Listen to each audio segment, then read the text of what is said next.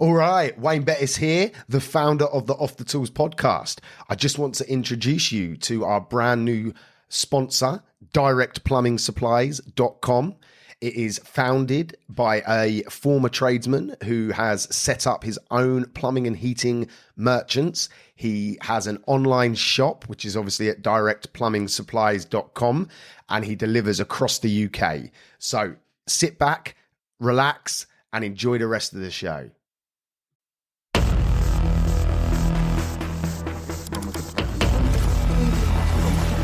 You are now listening to Off the Tools with the one and only Wayne Bettis. If you're passionate and driven and focused in what you do, people will take notice. You can achieve anything you want to achieve in life. The excuses are not valid.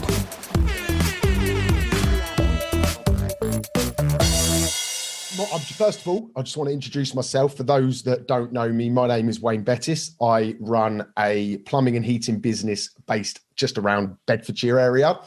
I also run Off the Tools, which is a business coaching support network, basically. It's something that has grown massively over the last couple of years. And to be honest, it takes up 80% of my time nowadays. So I'm not very hands-on in the plumbing and heating business anymore. I stumbled across service plans. For those that don't know about service plans, some of this might be stuff that you already know, but I want to give it its full sort of description. So service plans are, in essence, a way of the customer pays you monthly for a certain service. There's lots of different ins and outs with what you can offer and how you can offer it, which we're going to go through in today's session. But the nuts and bolts are that you get a small monthly direct debit or card payment each and every month in return for offering the customer some level of service. Okay. I think we're at about 250 customers that we've got now. I could have a lot more if I wanted to, but my focus is on my coaching. So my plumbing and heating business, like I just said, I'm very, very hands off nowadays. So we're a very small business. We've got 3 guys and an office lady. And I'm not actively looking to expand that. I'm just looking to sort of maximize what we've already got within that business. But at the level I've got, it's a good couple of grand every single month coming into the business, come hell or high water.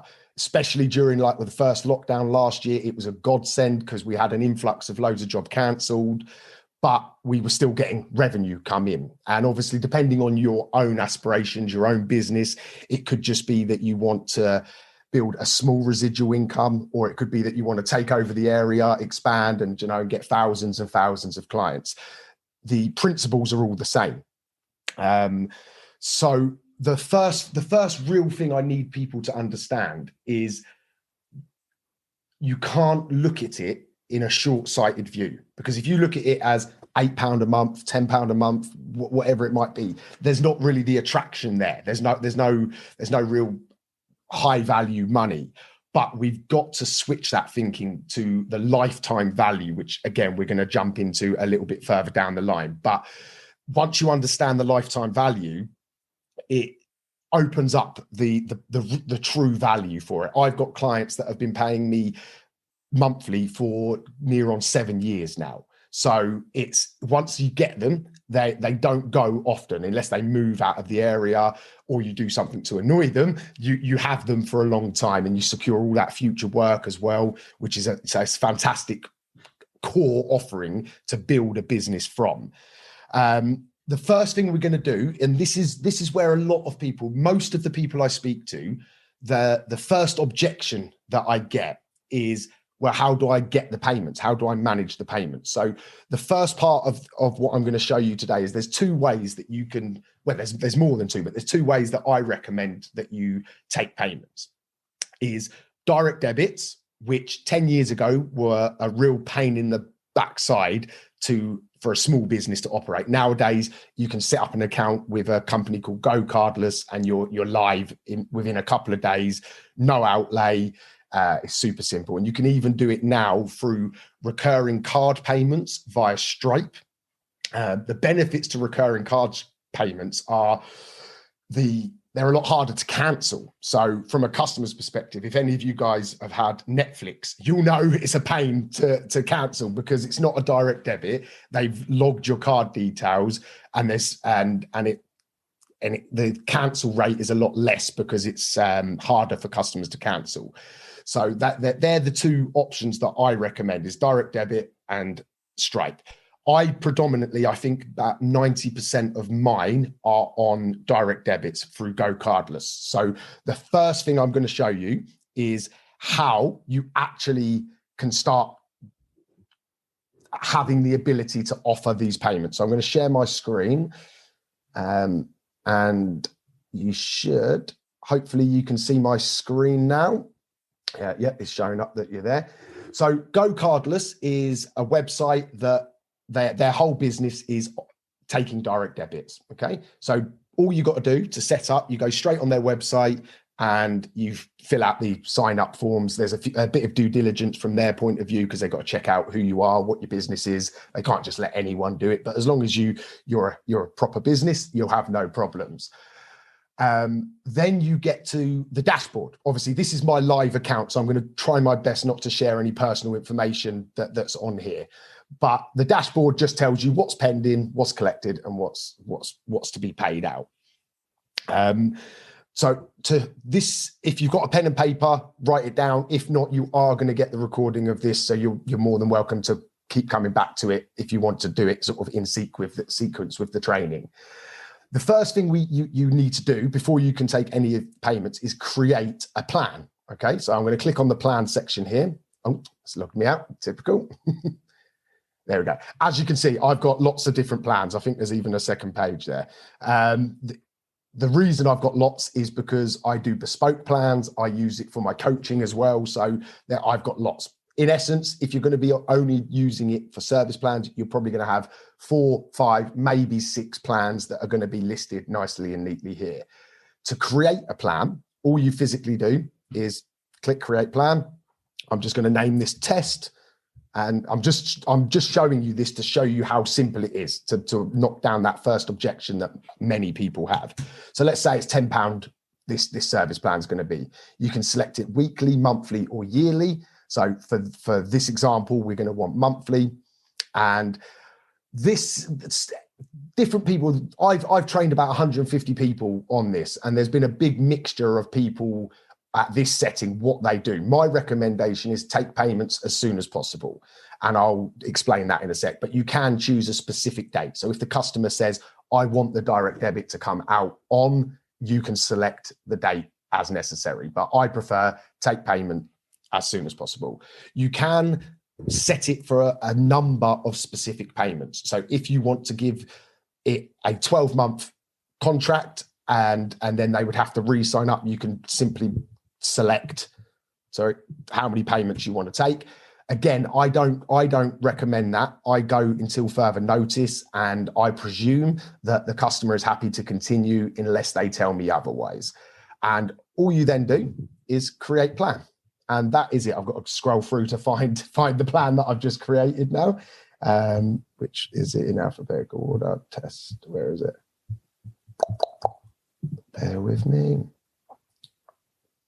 I'm just going to click on this one, but this in essence is what the plan you've just created is. So how long did that take me? 5 minutes, not even 5 minutes. So from this point, you are now have the ability to start collecting direct debits from your customers. So there's no excuses. There's no complex. There's no initial investment needed. That is really as simple as it gets from creating it on this point of view.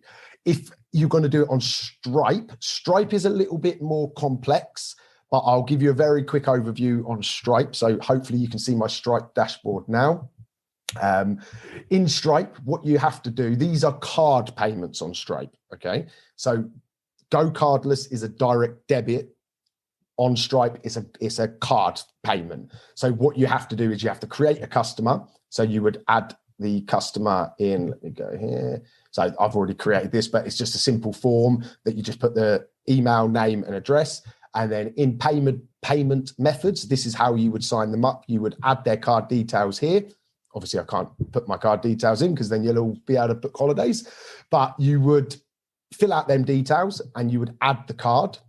And then from that point, you would go over to subscriptions, and you can then follow a very similar setup to what we did. You'd find the customer, you would add the product, and then up in the top right-hand corner, you start subscription. So then that will, based on the settings that you choose, how many payments you want to do, whether it's monthly, yearly, you then simply start that subscription process.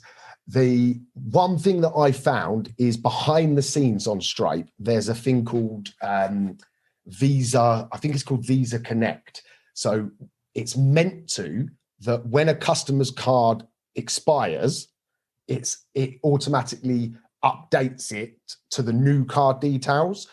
But I think the EU introduced some new legislation about 9 months ago, and they've actually had to stop it because I guess some sort of data protection and things like that. So the risk with this option is that if the customer loses their card or their card expires, it could be a matter of that you have to re-sign them up to the plan. So based on that, I would say Go Cardless is the better option. But if you want to have Stripe's a lot easier to implement into your websites and things like that. So it really depends on what suits you best. There are other alternatives. All you'd have to do is simply Google how to take a direct debit, and there'll be Go Cardless competitors that would offer a similar service. But I found Go Cardless to be the fastest, smoothest, and I've never had any problems. And one of the things with Go Cardless is every time a payment's made, you get an email. Every time if a payment fails for any reason, you get an email, so it can be actioned.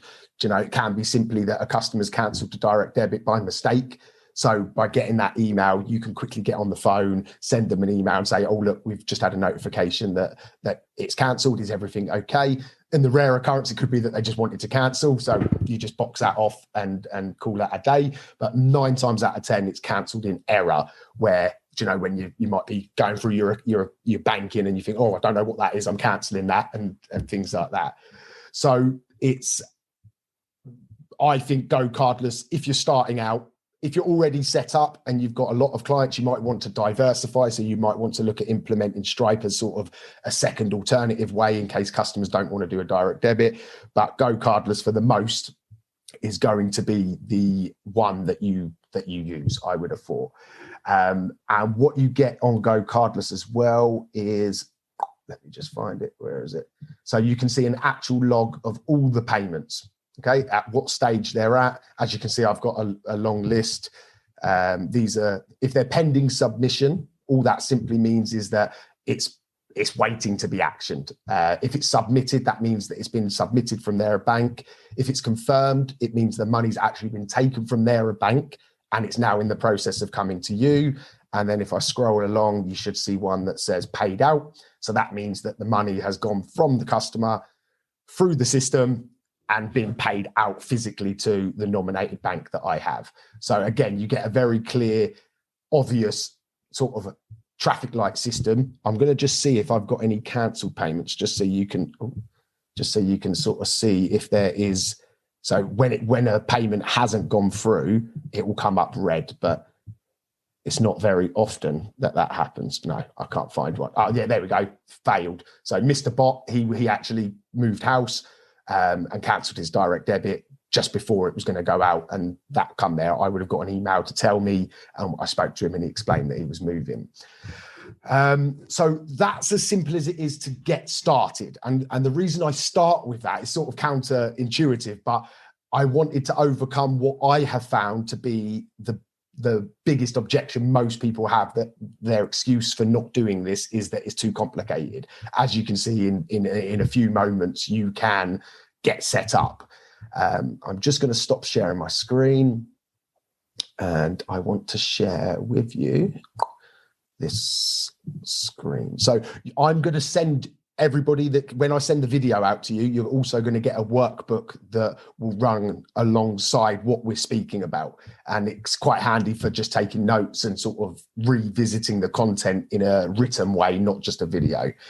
So let me just bring that up so you can see what it is that I'm looking at. Okay, so if you could just give me a thumbs up to let me know that you can see my screen here. Excellent. Cool. So we've gone through step one, which is the creating of it. The next step is understanding perceived value. So again, another common objection is that why people feel that, well, why would my customer sign up to a service plan? They can just ring me for when the repair is. And it's sort of true if you don't package your offering correctly. Okay. So if you just called it a boiler service and asked them to sign up monthly, the chances are they're not going to be that interested. There's no real benefit for it. So my advice is that we want to create a package, give them more than what a service would give them.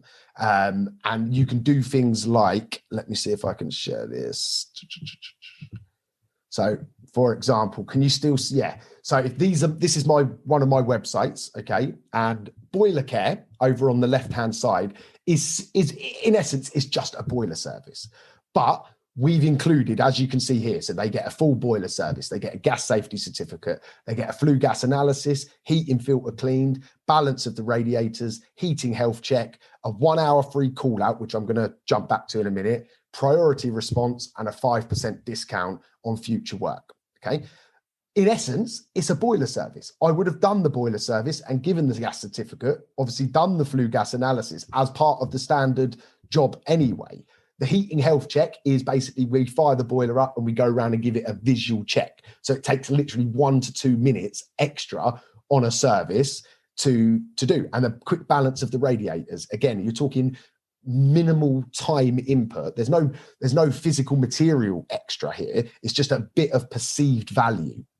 And that's how you've got to dress it. If that $9.99 option just said boiler service, the attraction for the customer to sign up just isn't there.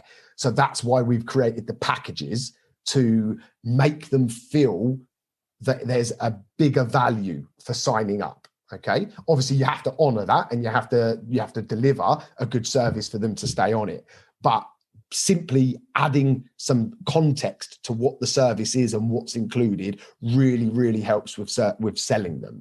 And as you can see, the boiler care, ultimate heating care, and ultimate home care follow the similar thing. The boiler care plus heating care and home care are covering parts and labor, which we'll jump to further along in the session today.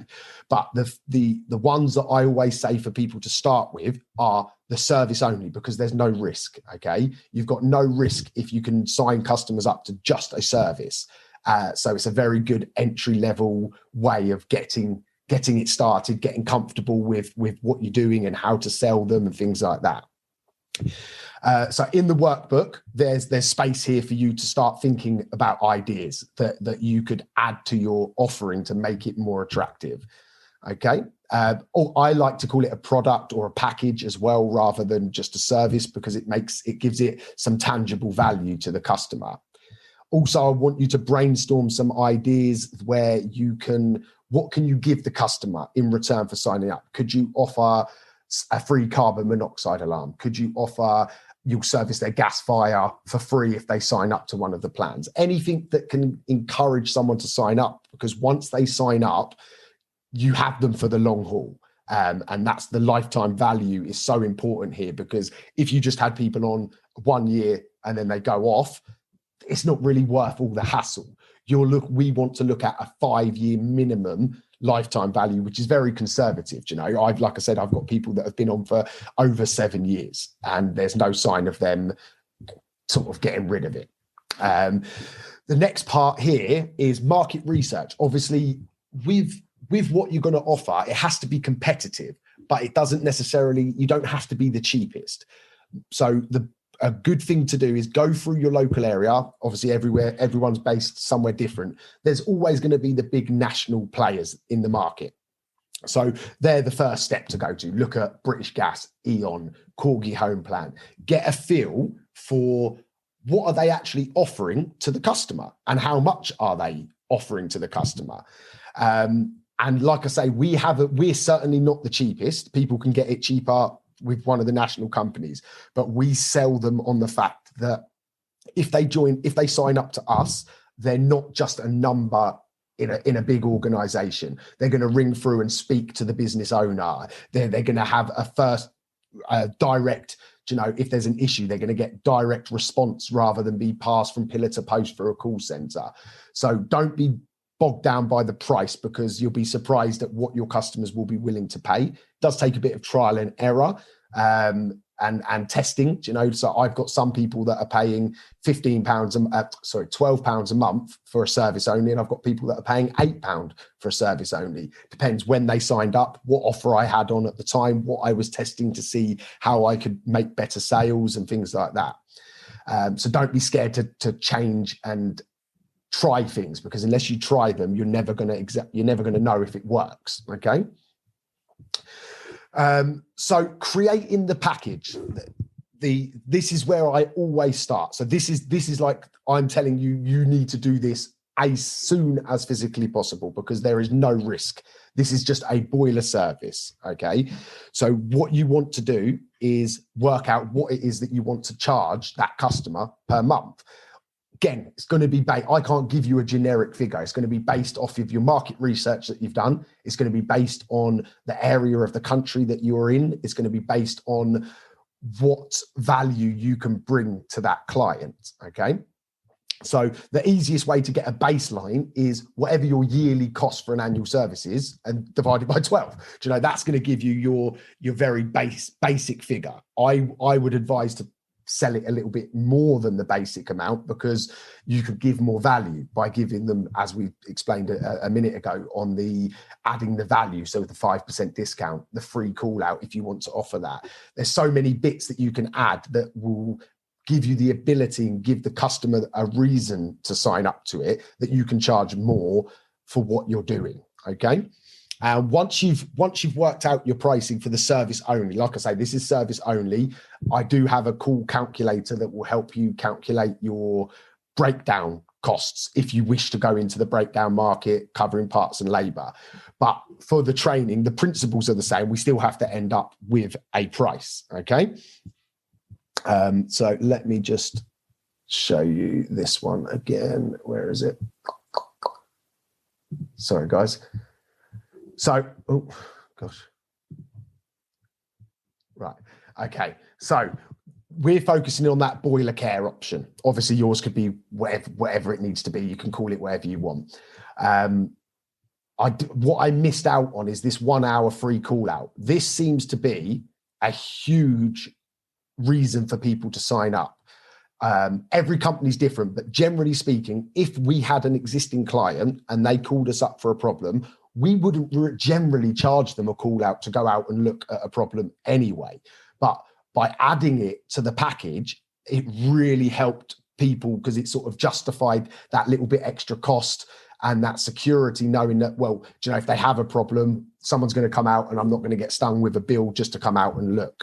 I missed that from the last section that I was just talking about, so my apologies. So that's definitely worth considering. Write that down so you don't forget to look at that, because it doesn't really cost you much to do, but has a big impact in what it is that you're offering. Other things that I've sort of tried and added and taken away are smoke alarm checks, okay, and carbon monoxide alarm checks. These things take 2 seconds. You go around, you press the button, you make sure it's in date. It's a very simple thing but it can bulk out your offering and make it look a lot more than just the annual service. What you need to do is convince them that the annual service is just a service, and joining the care plan, warmer home plan, whatever you call them, adds so much more value. It's a no-brainer for them to switch from joining one to the other. Okay, so 2 seconds. Screen's gone again. Can you see my screen, guys? Because it's just clicked off my end. No, it's gone again. There we go. Am I back? Yeah, sorry about that. So where was I? So yeah, so you should be, if you're following, if you're going to rewatch this and go through it step by step, by the point of here, you should be in a position where you can sign someone up through Go Cardless or Stripe, depending on the offering. You should have created a basic service package. So this is just the service plus the bells and whistles that we spoke about. And I always say start here because, again, I'm repeating myself, but it's risk-free. And if you can get 5, 10, 15, 20 people signed up to this, you get the bug of seeing them direct debits come in, and it sort of excites you and gets you pumped up to make more sales and expand the offering. Because we're actually looking currently in my business about offering an electric cover. So teaming up with an electrician to basically add, because I've got the trust of these customers. You know, if they've joined one of my plans, they're my customer. They love me. They've got no reason. So now I want to try and maximize that by adding things to it. So we've got drainage cover come in. We've got home electric cover come in. That's all further down the line. I'm not saying you have to start with that straight away, but it's certainly something that you want to think about, because once you've got that trust with that customer, they won't want to go elsewhere. So if you can offer that, depending on your business and what your skill sets are, it's a no-brainer to have lots of options available that you could bolt on to get to leverage more money out of that customer. All right. So we've already done step 5, because that's what I started with about creating the product. Again, I've just mirrored a bit what I've said there: more products, more money, more exposure. Okay. So when it comes to system cover, so where you start taking in parts and labor, at that point there is a risk to you, because obviously if you sign up Mrs. Smith for 16 quid a month and 2 months later a boiler breaks down and if they're on your plan, you've obviously got to pay for them parts and that labor to fix that boiler. So I would say probably 30% of the people that have gone through this training don't even want to offer breakdown cover. And that's their personal choice. Their objection was it was too risky. But I believe that if you manage that risk correctly and you understand the lifetime value of a client, which is, I'm just going to give you a quick definition of a lifetime value. So if you just look at a customer as a one-time sale, it could be X amount, okay? 80 quid, 90 quid, whatever that one time is. In reality, if you've done a good job, if you've turned up when you've said you've gone to and you've kept in contact, that customer will use you more than just that one time. So that's called lifetime value. And I've done a cautious estimate of 5 years on the example that you can see here. Like I say, you're going to get a copy of this, so don't worry if it's hard to see on your screen right now. But once you embrace the lifetime value aspect of it, the numbers become a bit more relevant. So £16 a month quickly becomes nearly £1,000 if you look at it as a 5-year package, the minimum time that they're going to be with you. And realistically, they're going to be with you between 5 and 10 years, probably more, if you're delivering a good service. And the numbers obviously just scale up accordingly. And when you start looking at these numbers here, so 960 if they're with you for 5 years, nearly 1350 if they're with you for 7 years, the risk becomes less, because let's use Mrs. Smith as an example. If you sign her up today and in 6 months the pump goes, okay, yeah, it costs you money. You physically got to, someone else has come, let me just add them. You physically got to pay out for that part.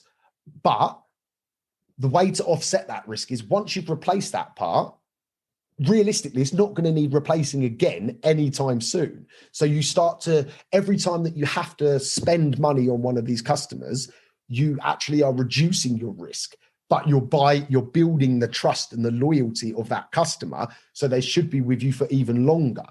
And this is where a lot of people struggle, but you have to, for this to work, if you're going to offer parts and labor, you've got to embrace the lifetime value, because without understanding it and without accepting what it is and how it affects you and your business, you're never really going to fully sort of dive into it, because you're always going to have that sort of instant gratification fear.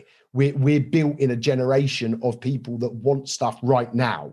And this isn't get rich quick. This isn't going to make you shed loads of money overnight. This is about giving your business some foundational support.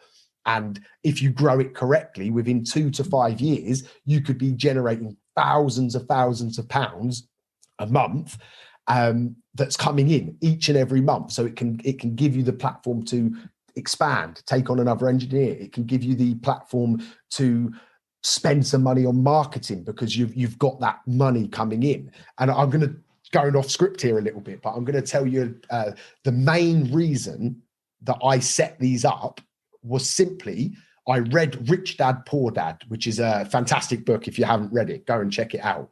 But in essence, the book is basically about assets and liabilities. And I read the book and I thought, okay, it all makes sense. And he was always said about how your home is actually a liability. Most people think it's an asset, but it's not, because every month it's taking money out of your pocket. So it's a liability while you're paying that mortgage. And I thought, well, how can I use this sort of methodology and this learning that I've done on this book to my advantage? And I thought, well, okay, well, if I offered service plans and built it enough to cover my mortgage payment, in essence, the service plans will pay my mortgage and it will offset that liability that I have to do. And I did it, within a couple of years, I was generating, I think at that point, my mortgage was about 900 quid. And we were covering that. So in my head, I'd squared away that the service plans that I'd created, their goal was simply to provide me enough money to pay my mortgage. So it didn't have to come out of my own, what I called my own money and income from the business. Then the wife decided that she wanted a nice shiny car. So I used the same principle. The payments were about 450 quid. It was like a nice Range Rover car. So what I thought, okay, well, obviously I was impatient. I went and got the car. But the target then for the next 5 months was, right, I need to sell these service plans again, because I just sort of rested on my laurels. I just sort of like accepted the numbers that I had. And again, I think it actually only took me 3 months to sell enough to cover that new payment on the car. So my car, which is a liability, and my home, which is a liability, were now being funded by my customers, in essence, monthly, coming in month after month, year after year. And that's why I've kept mine around the numbers they are. I've recently just moved and my mortgage has gone up quite substantially. So guess what I'm doing right now? Making a massive push to sell more service plans. And I've put together like a great new brochure and stuff, which I'm going to share with you shortly. But that's the point of me sharing that story is the plans are what you want them to be. Back to what I said right at the beginning, it could be that you want to take over the world and you want to be this huge outfit and get thousands and thousands. It could just be simply that you've got a loan and you want to be a bit clever and try to offset some of them costs that you're paying out now to by selling some service plans. It really is. But the lifetime value is the most important aspect of that, because £16 a month doesn't excite anybody. We're all in business. 16 quid a month. If it was in your account or it wasn't, there's no reason to go out and find these customers. But when you start looking at the 5-year, 7-year, did I put a 10-year in it? No, I didn't. I've just done 5 and 7. You can quickly see that the numbers are substantial. And that's what fires me up when I start seeing these numbers, like 13 up. Oh gosh. Just as you can tell, I'm a bit technical. Just going to have to write that back again. I'm not the best on the computer while I'm live. And then what was I saying? Yeah, these numbers, surely, if this doesn't excite you, knowing that you're going to get this out of a customer, and if you get 100 customers or 200 customers or 500 customers, you're talking serious money. The one caveat I would like to point out, and it's like with anything, risk and reward. Obviously, you've got the risk of the parts and labor, which I've already explained about, that they offset. The other thing you've got to think about is the obligation. Okay, so when you've got a contract customer, they expect you to be there when they need you. Okay, so you have to understand that. If you're a sole trader, there's a little bit more things you've got to think about. But when I was a sole trader, the way I overcome it I'm guessing you'd have relationships with other engineers in your local area. And when I'd go on holiday, or if I was unavailable, I'd have 2 or 3 people that, worst case scenario, if I couldn't fulfill my obligation, I could ring them and say, look, can you help me out? I'm in a pickle, and vice versa. I'd offer that back. If they went on holiday, I would say, look, if you get anything that's urgent, send it my way. I'll treat them like they're mine and look after them. So if you're small and it's just you, that's a very easy fix to do, is just build a couple of local relationships there where you can help each other. If you've got a business and you've got staff and you've got engineers, it's a little bit easier to maintain. We don't personally offer 24-hour call out. We offer a guaranteed response within 24 hours on our higher end plans.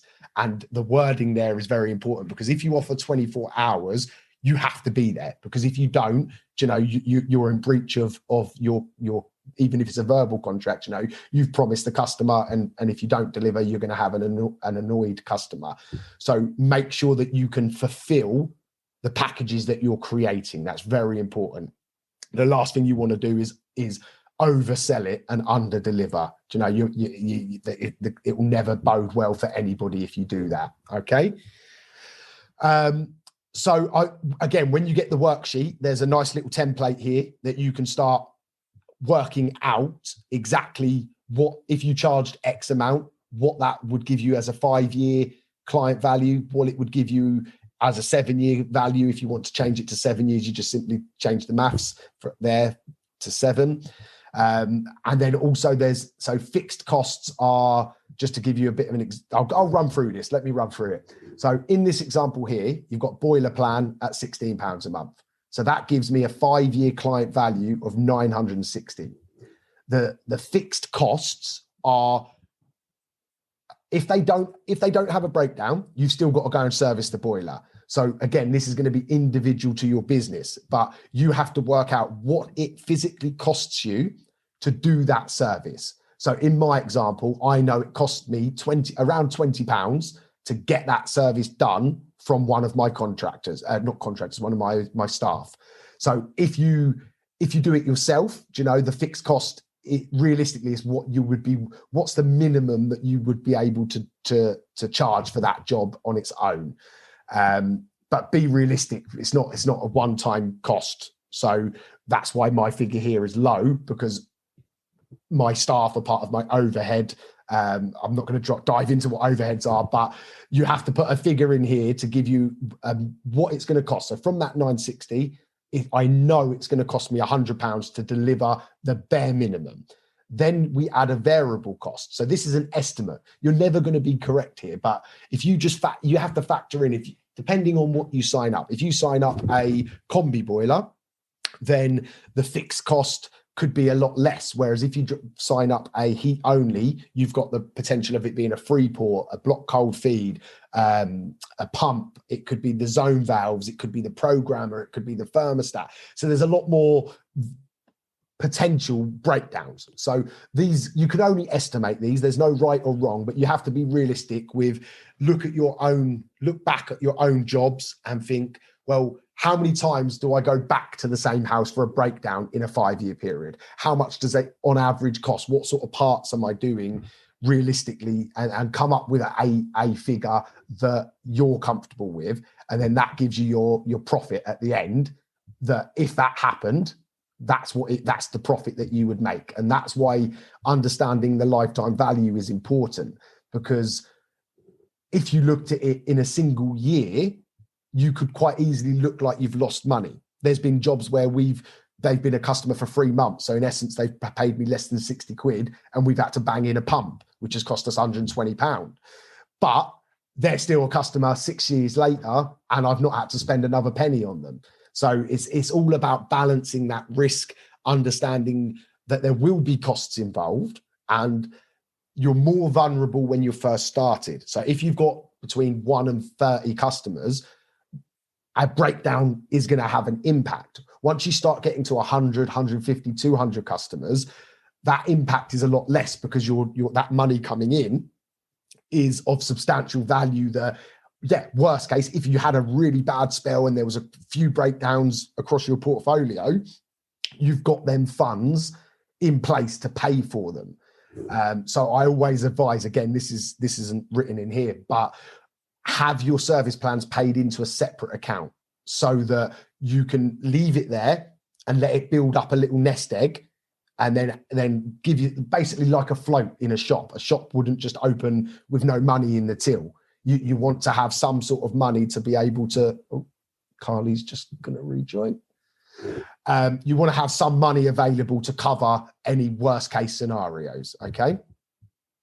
So here is an example. This is one of my old contracts from when I first started. I'm going to show you the new one now, actually. So let me bring that up here, because presentation is key. So when I first created this, I was very proud of it. And I thought, yeah, this is fantastic. It says very simple to read, but I've got a much better way now.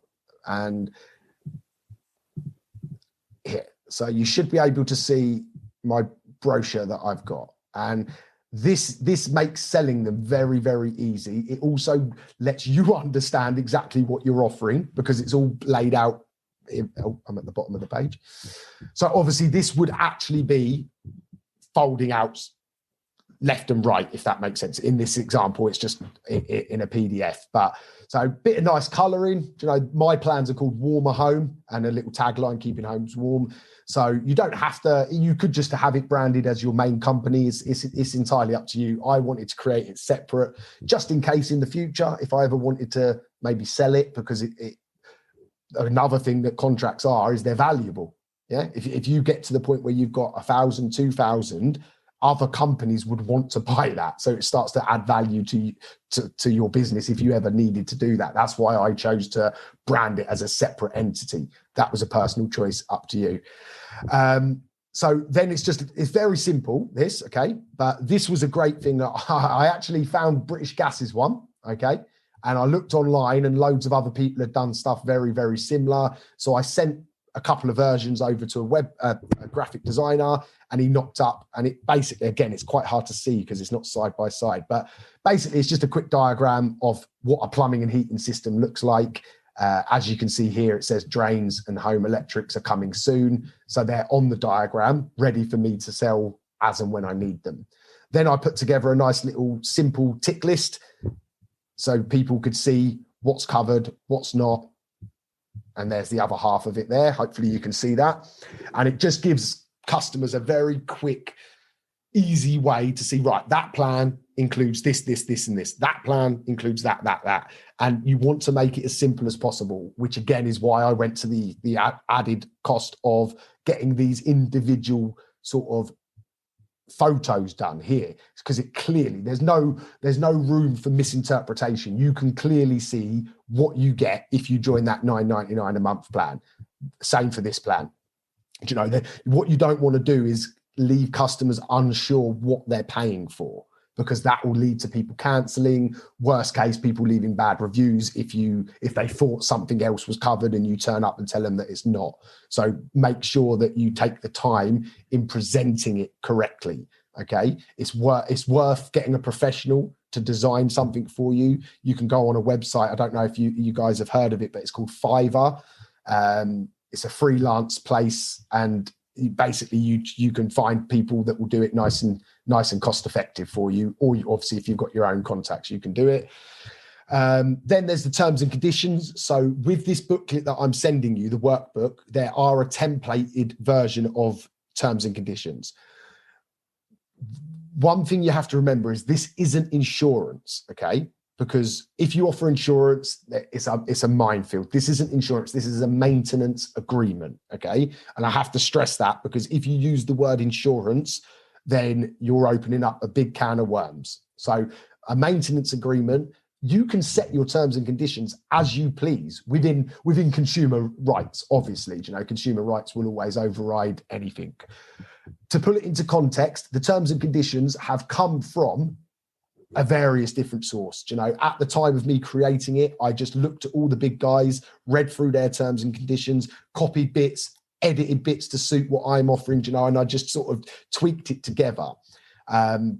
With any terms and conditions, it's always advisory that you get them to looked over by a solicitor. That's your choice. In the 7+ years that I've been offering service contracts, I've never once had to use the terms and conditions. What I mean by use them is I haven't had to go to a customer and say, look, that's not covered because look, this, and this. I will always work on the situation on a one-to-one basis and overcome it, whether it be in the past, it was a boiler that we couldn't actually get the parts for, but we got the manufacturer of the boiler to come out and do a fixed price repair. So the customer was happy because their boiler was repaired. They're still paying me now they've had a new boiler since, but because I kept them happy, they stayed with me. And then that's led to a great relationship. So that's where understanding, I'm going to jump back to again, the lifetime value is so important, because yes, that year, I think it was a Baxi, the boiler, and it cost me £320, I believe, roughly, for the fixed price repair. So if I'd looked at that and thought, well, blimey, I'm only charging the customer 20 quid. So that physical year, I lost money on that one customer. But she had been a customer of mine for 3 or 4 years. And since then, we've gone on to change the boiler, and she's still on a service plan for us. So that's why I keep going back to that lifetime value, because without that, I would never have been able to offer that customer that level of service. So back to the booklet, they're just terms and conditions, and then a contact us page. But getting something like this made makes the selling part so much easier, because if you try to explain what's covered, what's not, and you haven't got anything physically tangible to give them, it's like selling them a dream. Giving them a booklet, makes it feel like they're buying something physical. So what we do for this brochure gets emailed out, but they also get a physical copy sent out as well. Whether it could be that our engineer has left it there, so they might already have it. But if they haven't left one, then I will always send a physical document out to them, just so that it brings some tangibility to the offering. All right. This brochure, just to give you some costings. So I think I paid £330 to get this created. That included the artwork, everything that I needed. So I'm more than happy to point you to the guy that I used. He was actually based in Argentina, but spoke perfect English. There was no communication error. It was a lovely experience building it. So message me if you want to find out more about that. Let me get rid of that. Okay. So you should see just me now, hopefully, if I've set that right. Okay.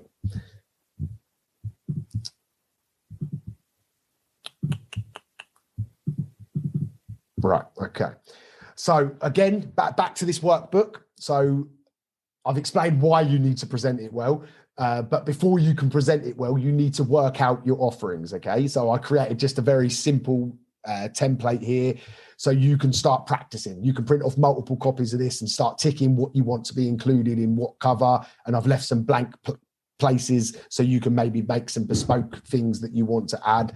And what this can be used basically as a brainstorming exercise, so you can start to understand what you want to cover, for what price, and under what name of the product that you want it. And then from that, you can then create the artwork or the website or the brochure, whatever it might be, to suit the information that you start to build on this.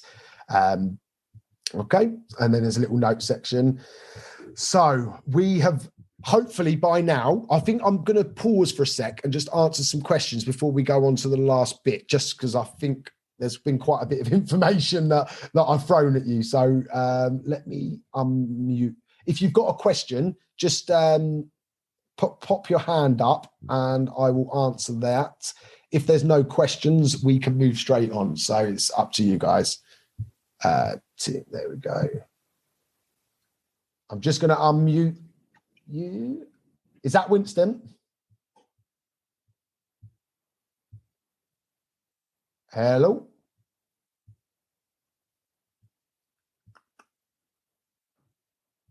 I've unmuted you, but I can't hear you. Yeah, I think the reception's just gone. Can you hear me now? Yes, I can hear you. How you doing? Yeah, sound. How you doing, man? You all right? Yeah, good. So you got a question, just a quick, just one quick one. What happens in terms of water quality, flushing, system flushing, filters and whatnot? So in our terms and conditions, it says sludge and lime scale isn't included. What we've found is that it's the perfect upsell. You know, if it's year 3 of them being on contract and we've had to change a radiator valve or something like that, and it proves that the system's deteriorated, we will give them a quote for what would be required and give them a discount off of it for being part of the service plan. There's not one contract out there that I've ever come across that would cover sludge and lime scale as a standard. Do you know, you would have had to have a power flush or something like that to validate that. Does that make sense?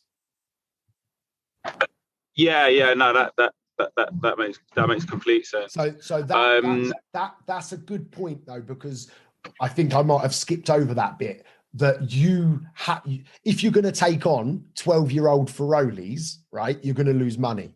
It's as simple as. So you have to be strategic with who you allow onto the service plans. So if you're going to sell these to random customers, so what I mean by random customers is if you're going to have a website to try and attract people to just join, then you're going to have to do some sort of inspection visit. And at that point, you have to be diligent and explain to them that there's existing faults, that if they failed, it wouldn't be part of the cover, or you have to fix that before you take them on the cover. Personally, we only sell to existing customers.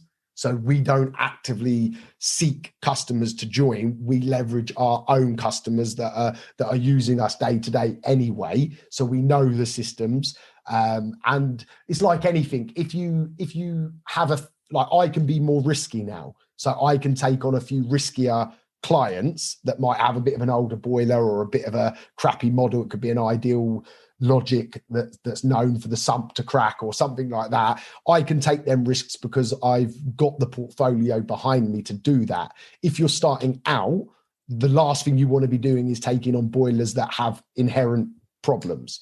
So you have to box a little bit clever to build your safety net up. Does that make sense? Yeah, 100%. So you're saying that get your brochures and all of your marketing material together and ready, and then you initially go after and speak to your existing client base or prospective clients that you've dealt with in the 100%. recent months. Yeah. The worst thing you could do is go after random customers to start with. You're sitting on an absolute gold mine of people that trust you, know you, have used you in the past. So that you have to exploit that first. So that would be the first thing you should be doing in that scenario. Is once you've got a basic offering set up, is get some emailing and text messaging going out to them so the customer is aware of them. We're actually going to, in this stage, we go into, well, it's right here, we go into selling. And there's something, some of you might have heard of this for ages, but they're called touches. So if you're going to try and sell someone something, you never want to just go in straight away and try and sell them. So we implement within our systems that we do, we're mentioning service plans at as many possible places as possible before we actually go in for the kill, so to speak, to get the sale. So from the confirmation booking that they get through the system that we use, at the bottom it will say, oh, please speak with the engineer about our new service plans that we now offer. And then on the email that they'll get, the booking reminder email that goes out, again, it will mention, if you sign up to a service plan, did you know you can get a 5% discount, 10% discount, whatever it is that you're willing to offer. And then on the invoice itself for the job, so say we've gone to replace a boiler, the invoice itself will have sign up to one of our service plans to validate your warranty, or, you know, we're constantly leaving these little trails of reference to them, so that when my engineer is on site or when I'm on site, it's not a brand new concept to them. They've read it, and more than likely they've clicked on a link and gone to the website and maybe looked at it. So it's a lot easier to convert them to sell. Whereas if you're trying to just sell it to them out of the blue, you're adding a lot of barriers to the transaction. Yeah, makes complete sense. Thanks, Wayne. I'm That's jumping right. out for 15 minutes, but I'll be back in. Thanks so much. Yeah, no worries, mate. So on that note, so many people, and I hope Winston won't mind me sharing this, is that a lot of people have sat on this idea for months, if not years. So I believe in a philosophy called ready, fire, aim. Okay. I know that sounds odd because obviously you shouldn't fire before you've aimed. But the problem is if you take too long trying to perfect things, you're never going to get perfection. So I'm a firm believer in get ready, get out there and start selling them, and then improve, then hone it in. You know, but just get out there, get the information out there, let the customers know that this is an option, that this is available. And especially right now, there's a massive surge of people wanting to use a local business. They want to get away from people like British Gas, who are been in the press massively lately for all the wrong reasons. So like now is like the gold rush, so to speak, because there's so many unhappy people, and there's so many people that would prefer to support a local business on the bounce back out of all of this, the last year that we've had with COVID and everything like that. So that's why I at the beginning, I don't know if you were there, Winston, but I mentioned about get the service only option done first. If you're going to do anything, that's the first thing you need to do. And get that out there, because you can easily upsell. Once you've got a customer on a service only, it's a lot easier to then prime them to move up the ladder and cover parts of their system. But the main thing is to get started as soon as physically possible. And earlier on in the call, I showed how easy you can create a package to actually sign someone up. So there's no excuse not to. There's no reason why you guys couldn't be offering a service only package come the end of the week. You know, you could create a very basic flyer template that's a PDF that you email to your customers with the link to the Go Cardless, and bang, you're at the races. You're started. Yeah, it might not be the perfect finished article, but it's a start, and then you can improve, you can tweak, you can test, you can adjust, and that's how the momentum starts. I think there's a saying, isn't there, that it takes a lot more effort to get started than it does to keep rolling. And the key here is to keep rolling. So I'm going to have you got any more questions, Winston? No, I'm done, mate. Thank you. You good, yeah? Anyone else got any questions before I roll on? No? Okay. So let me catch where I was. So we sort of covered a bit of step 7 here, which is the existing clients. I've always found face-to-face sales is the best way. Obviously, with everything that's going on now, it's not as easy to get face-to-face with people, but in our industry, it is, because we're in their house. Yeah. So it's not like a shop that's had to close, you know, we're still in these people's houses. So face-to-face, I found, is always best, based on everything I've just said to Winston, which was about the touch points, trying to give them the information beforehand, so it's not a surprise and they're not under pressure on the day to make a decision.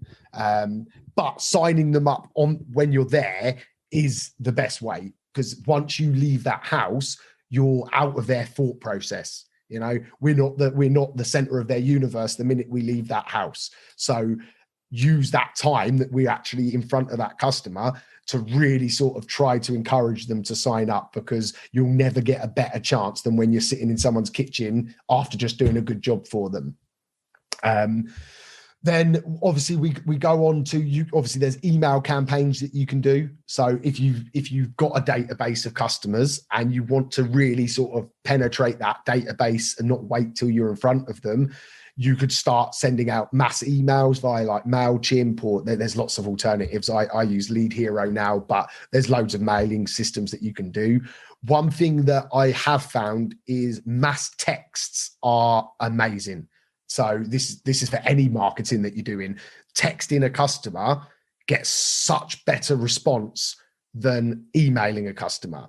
I suppose it's like anything 10, 15 years ago. When you got an email, it was exciting because it was like, hey, I got an email. Now you get hundreds of emails every single day. It's hard to get someone's attention on an email. They just might look at it and then they move on and forget. With a text message, you know, if you word it correctly, short, sweet, with a link to take them to somewhere better for more information, you know, the response rate on getting someone from a text message is massive. So if you're not texting your customers in anything, forget service plans, in any marketing, then you're missing the trick, because there is so much value left there. Again, some of this we're duplicating now because of Winston's question, but I just wanted to show you. So this is a template for an email that goes out. As you can see at the bottom, it just says, don't forget to ask about the service plans. You know, again, it's just leaving these bits of information. It could be as simple as leaving a flyer stuck to the boiler, so when they go in there next, they see that flyer and they pick it up. There's so many ways you can leave little touch points about them. Again, another example, I'm like I say, Winston's question sort of pushed me a bit further down this document, but you can see that I'm leaving little seeds of information everywhere possible. So here, look, to ensure that we offer our clients, I word it so there. The way I found best is make it a win-win for both of us. So for me as the company and for them as the customer. So I'll explain to them, whether it's via text, email, or face-to-face, I will explain that by them signing up, they're enabling me as a business to provide them and others with a better service, because I have that security of knowing that we've got that work in the future. I have that security of knowing we've got that income, so we can make the decisions in the business that can impact the service that we deliver. And a lot of people love that, again, even more so at the moment, because we're a family business. So if you want to play on people's emotions, and there's never been a better time for family, local, friendly, reliable. These key words are so important to us at the moment that you need to be leveraging it. Obviously, selling them in the modern day, you need to have some information on your website. Yeah.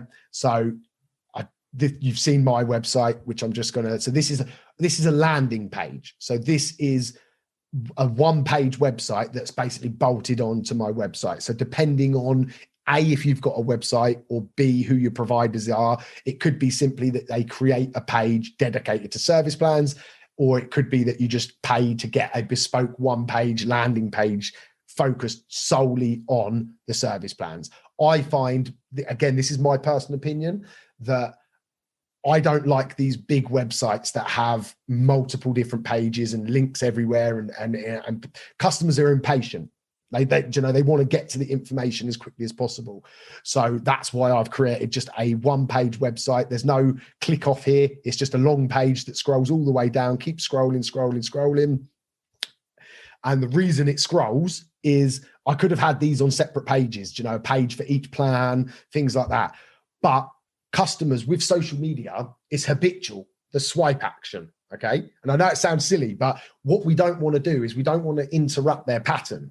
So if people have to press buttons to view things and press the back button to go back, and that it puts people off. So having one page that's just really long suits their habits of scrolling up through Instagram, scrolling through Facebook, scrolling through the emails list that they've got.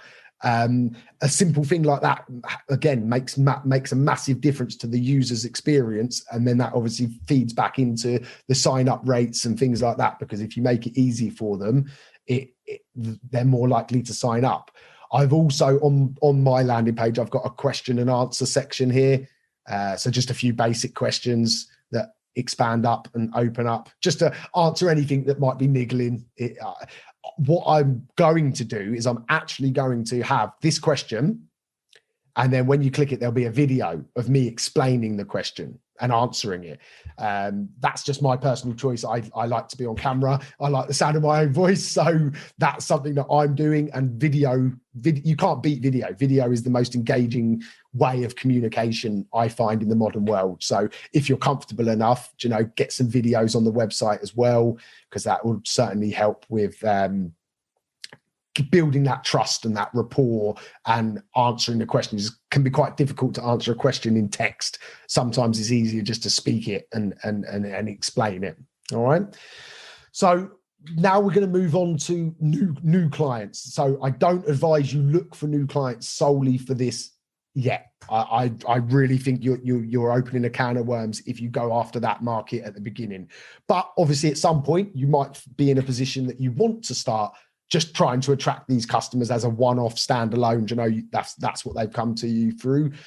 So again, a little bit of market research. There's a few lists of other companies that are big players in the industry. Have a look at what they're doing. They have a team, and they probably have an in-house marketing specialist that's on $100,000 a year, that's designing all of their stuff. So look at it. Find if someone's doing something in a big organization that's successful, you don't have to copy it, but you could take inspiration from it and design aspects and wording, because wording can be the difference between making the sale and not making the sale. So always look around at what other people are doing before you go to market with something that you want to do. But good old fashioned leaflets, you cannot beat. For attracting new clients, you cannot beat a leaflet through the door, especially now. If you do it on their own, so they're not grouped together, they can have a real big impact. Obviously you can do PPC, which is pay-per-click leads for it, which is advertising on Google, social media. I personally have never really done much of this myself. So it's like anything with marketing, you'd have to come up with your own plan on who your demographics are. Who are you trying to attract? Are you trying to attract the 60 plus homeowner that just wants security and reliability? So then you'd word your marketing around that. Or are you trying to look for the young professional that can't do DIY? So, you have to use marketing principles in whatever that you're doing. But again, I'm going to stress, it's not really something that I would recommend you need to be thinking about right now, but at some point you might need to. So you might want to come back to this and have a look. A referral scheme, we actually dropped ours, but a referral scheme can work depending on what you're offering to them. So we tried a few different things with, basically, if they were a customer and they referred us to somebody else to join the plan, we would give them, it ranged from, they would get the first year service free, for example, was one reward. It was an Amazon voucher for 25 quid was another reward. I wasn't the biggest fan of it, and I didn't see huge results, but it's certainly, if you plan it right, it certainly can be a string to your bow. It can certainly help, if you've got a relationship with Mrs. Smith, and she's signed up, and you offer her a £25 Amazon voucher for every customer she brings you, some customers will love that, and they will recommend you and reap the rewards. Most people, though, I found, they don't really fancy it. They don't. But it depends on on who you are. We did also have a good relationship with an estate agent that was referring, and that went really well. Unfortunately, the lady that we worked with there left, so that relationship sort of just ended overnight. But she was referring us to landlords and getting the benefits that we were offering via that. So if you work for estate agents or you have estate agent contacts, it could be a very good avenue for you to attack with some sort of referral. So the estate agent is getting some money. The landlord's getting the protection they need or the cover that they want. And obviously you're reaping the rewards of getting it. Step 9 is upselling. So I think I've already touched on this, but upselling, what I mean by that is if you're there fitting a tap, right? Upsell them a service plan. If you're there servicing the boiler, upsell them the service plan. Every time that you're in that customer's house, you have the opportunity to reel them in. So make sure that you're geared up to do that. So if you've got engineers, make sure they've got brochures on the van or flyers or a business card with a link to the website. So some way of getting that information in front of that customer when you're there. So the relationship's already warming up and you can start to leverage it. Upselling also, again, forget service plans, just in general, if you're not upselling on jobs, then you're leaving loads of money on the table. There's a fine line between upselling and ripping people off. So I trust that everyone watching this is ethical and they're trustworthy and they're looking out for their customer. If you're not, then karma's going to come and get you. So, but I'm going to trust that everyone watching this is. And upselling is a very powerful tool that if you don't upsell a solution to a customer's problem, you're actually doing them a disservice, because a prime example of this will be the Sure Stop emergency water turnoffs, right? We sell loads of these. And the reason we sell loads of them is because if I work at a older couple's house that are 75 plus and their stopcocks under the kick space that they're never going to be able to get to, let alone turn it if they ever actually got to it, we'll explain to them, look, there's no immediate problem here. I'm not like this. This is how we approach it. We say, look, but what would happen if you had a problem with your water? Could you turn it off? 9 times out of 10, they say, I don't even know where it is. So then we show them, look, we could install this under your kitchen sink for less than 100 quid. And it's like a light switch. You just turn it off if you've got a problem and it turns the water off. You don't have to put any effort into it. The same with carbon monoxide alarms, smoke alarms. You're selling the protection that it gives. Yeah. You don't want to sell someone a carbon monoxide alarm after they've been exposed to carbon monoxide. It's too late. It's like, you don't want to sell someone the problem to the leak after the leak. So upselling can be utilized as long as it's ethical. I keep stressing that because there are, I don't know if you've seen that guy that sold $4,000 for an emergency call out. I don't know, some people take it too far, unfortunately, but there's lots of ways that you can add money. Carbon monoxide alarms are a godsend. You can buy them in bulk for 10, 15 quid and sell them installed for 30 quid. Customers happy because they're protected. You've just made a 15 quid extra, which is pure net profit because you've got no extra cost, after the material cost, whatever you're charging that, whatever the profit is pure profit straight into your pocket. And so many people aren't doing it. Yeah. So just upsell in general is something that you need to think about. Basically everything I've just said there is this. I forgot to scroll down. So my apologies. There's some good examples here of upsell opportunities that you can do. So that's the end of the workbook. Okay. So that's going to get sent to you. I want to just share with you, we've got 15 minutes. So I want to share with you a little thing that I do, which is fantastic. Okay. So let me just bring it up.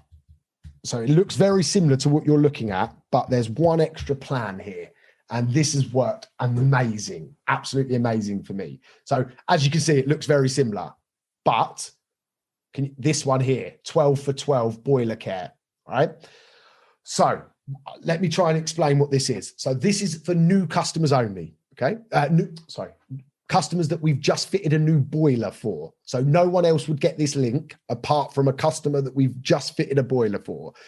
And the 12 for 12 plan is they pay £12 a month and we'll upgrade their guarantee to 12 years. Okay. So it depends on your boiler that you work with. So I'm a Worcester Bosch accredited partner. So we get a 10-year guarantee on their standard boiler. We actually get a 12-year guarantee with the top of the range one, the Style. But we'll happily extend their 10-year guarantee to 12 years if they join our £12 a month service plan. And the reason being is all it is the service only plan. Okay. But with the extra 2-year guarantee, and the stipulations to this is they have to be on the plan to leverage the 12-year guarantee. So that then now gets me a 12-year lifetime value of that client. Because if they cancel, then they cancel and they lose that extra 2 years. That 2 years is given by me as a company as long as they're part of the plan. So I basically am getting £12 a month for 10 years off that customer for a service only. All I've got to do is go out and service that boiler every year. And only in year 11 and 12 is there a risk to me. By then, I've already had 10 years worth of £12. So you do the maths, you're talking thousands of pounds there. And the way I calculated this was worst case scenario. Okay. If in year 11, that boiler is the heat exchanger's gone or the fans gave up or whatever it might be, I can give a fixed price repair from the manufacturer, which currently costs £280. So realistically, you're not the boiler that isn't going to go wrong twice once you've paid for a fixed price repair. So the biggest exposure that I've got in general, again, it's not an exact science, and it could come back to bite you, but you'll know the boilers you fit, the standard that you fit them to. So, you have to make that call yourself, whether you're comfortable with this. I know I am, so that's why we sell them. I know that worst case scenario, I've only got 2 years worth of risk, and the biggest risk there is a £300 fixed price repair from Worcester Bosch. Okay. So when you start doing the maths on that, let me get my calculator. So £12 a month times 12 months, right? That's £144. Times that by 10 years. So over 10 years, that's nearly £1,500 risk-free that I've got for doing 10 services. It's a no-brainer, right? Then if I factor in the next 2 years, times 12, that makes it 1730 that I would have got over that 12-year period, with realistically the maximum exposure of 300 quid, right? So that's nearly £1,500 that I can make by getting a customer signed up there, because I'm willing to look at the lifetime value, because I understand the importance of looking at the bigger picture. Big companies understand the lifetime value to the point where they can actually lose money on the first sale, because they know they have trust in their automations, they have trust in their offering that the customer will be a repeat, and they understand the lifetime value. I keep coming back to that because it is the fundamental part to making this a success. But the 12 for 12 has been the best thing I've ever added to my offering, because it's, in essence, it's risk-free money. A lot more money coming in. The customer gets peace of mind because they're getting a nice shiny 12-year guarantee. I get that confidence that I'm only going to be at risk if they've been with me for that long, which would then show good signs of the business, because it means that they've trusted me for 10 plus years to be with me that long. And then I've also factored in, this is a little bit sort of selfish, but I've also factored in some people will die, some people will move, and that they'll cancel it. So I'm getting the £12 a month for just the service over a period of time when some of that portion of people won't be around and won't be using the extra 2-year guarantee. So definitely consider some sort of guaranteeing, boosting offer to get that new boiler customer over onto a service plan. Because what I was finding is we were fitting, like last year was when I implemented this. The year before, we were finding that once we fitted that boiler, they didn't want a service plan. They weren't interested. But the minute I introduced this, we now sign up 30, I think the exact figure is 37% of new boilers join the £12 a month scheme. So that's huge for me. We're on track to do 200 boilers. So it's a no-brainer for me to offer that to the customers that we've just fitted the boiler for, because it's the least risk that you can ever take on, because you've just fitted it. So you'd cover it like workmanship wise and things anyway.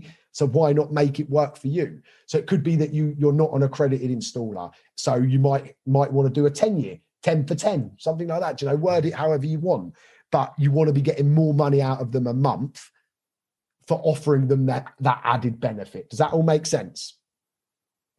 Cool. Right. I am going to stop sharing the screen. I'm going to unmute everybody.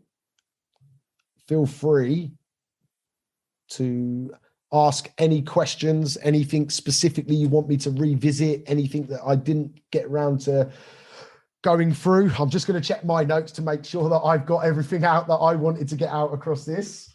So just bear with me.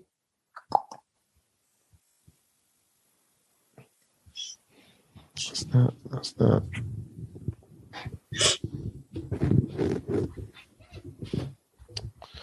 Cool.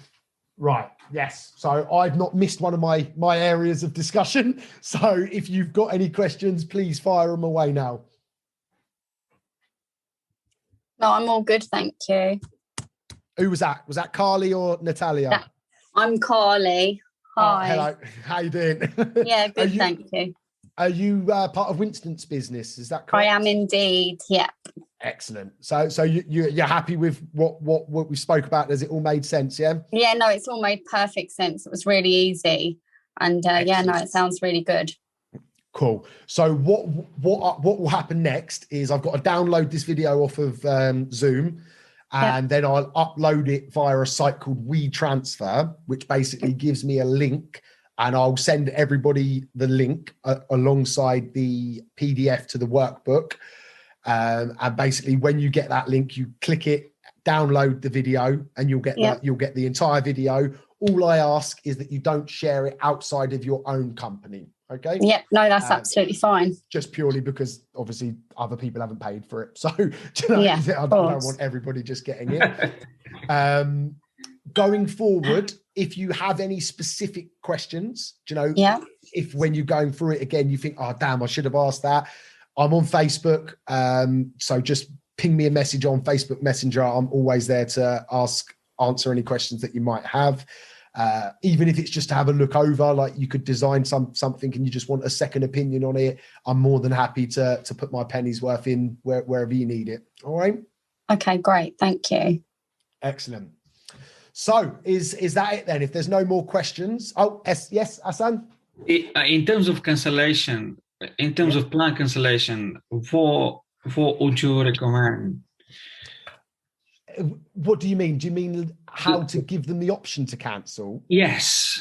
Okay, so in the back of the booklet that I showed you, there's a paper cancellation form they can fill out.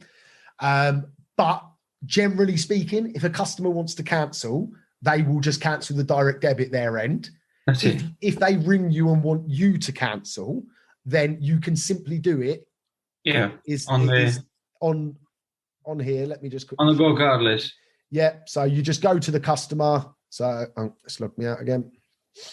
Let's call him, and you basically click the cancel button up in that top right, and they would get an email to say that it's been cancelled, and then that's the end of the plan.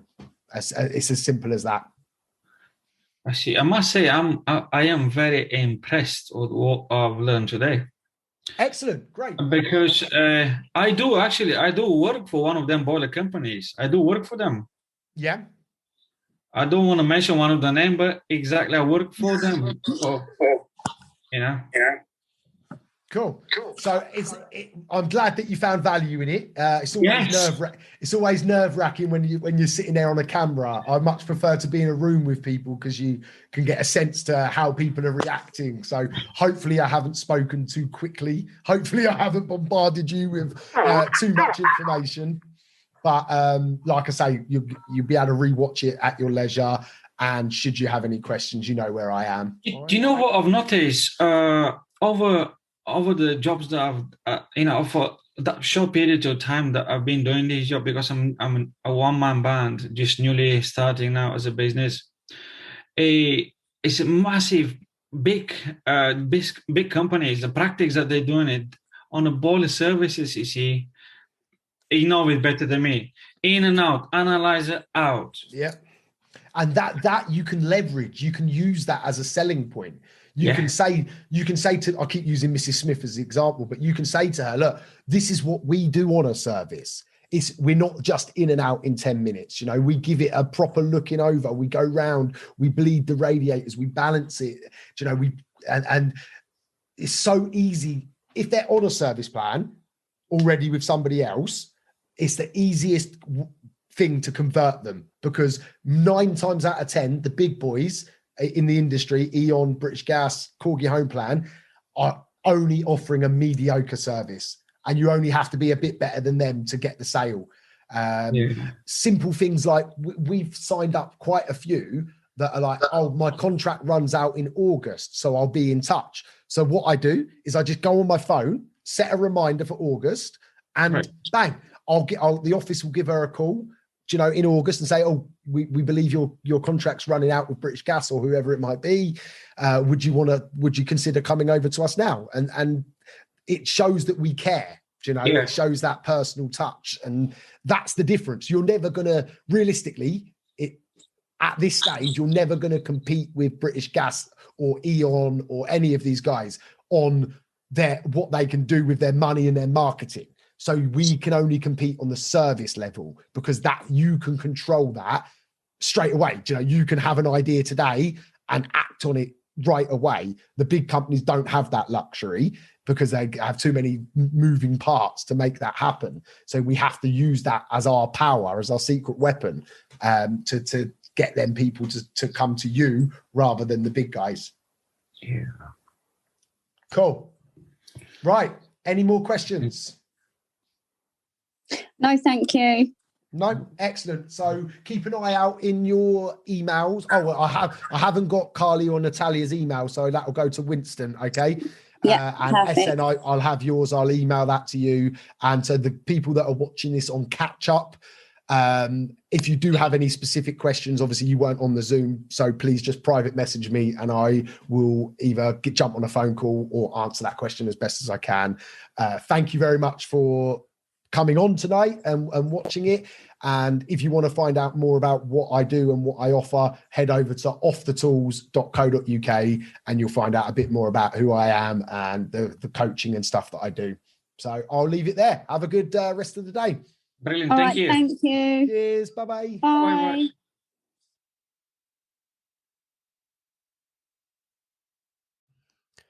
I really hope you enjoyed the show. I just wanted to put it out there for anyone listening that I offer business coaching, but also life coaching. My life is centered around something called the 3 Bs, which stands for body, business, and balance. When you work with me as a coach, we tackle all 3 aspects of life. So you as an individual, body, mindset, health, fitness, knowledge, education. Business B obviously stands for your business, improving, maximizing opportunities, elevating, making more money. And balance stands for for friends, family, loved ones, you know, making time for everything in your life. And the 3 Bs is the core element to that. If you'd like to learn more, I would ask you to reach out to me on Facebook, Instagram, TikTok, wherever you might be consuming my information. Or you can email me directly at wayne@offthetools.co.uk. I'm here waiting to assist you to elevate across all aspects of life. Have a good one. No excuses. Let's go.